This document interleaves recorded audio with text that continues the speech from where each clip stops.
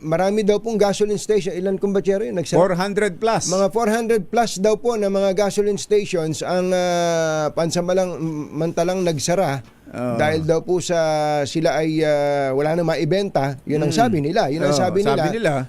Pero ang sinasabi po ng customs lang kanina, ang dami-dami daw pong mga shipment ng fuel. Mas mataas pa compared to last year. Opo, same period last year. Yes, at nasabi din ng Malacanang, wala tayong problema sa supply basing on the report po ng Department of Energy.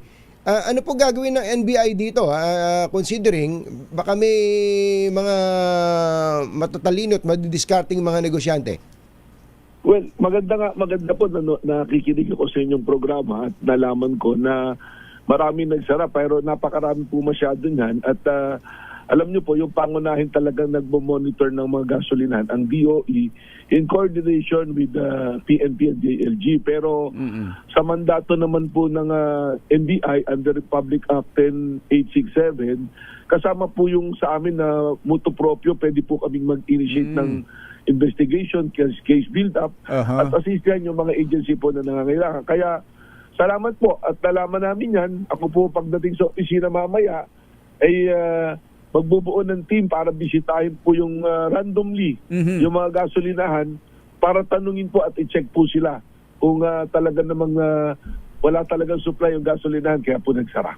Meron ang pinaka masagawa kasing mangyayari director yung bang yung scenario maglalagay ng isang magpipinta ng isang scenario na para bagang nagkakaubusan may shortage. May shortage na director.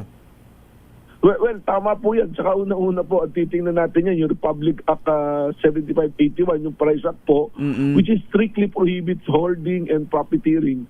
Saka yung cartel behavior po. Ibig sabihin po, baka may pag-uusap-usap to create a scenario na talagang merong shortage na malaki at yun po will amount to economic sabotage which will give even greater penalty po sa mga mahuhuli papapatunayan na lumalabag po sa mga batas na ito.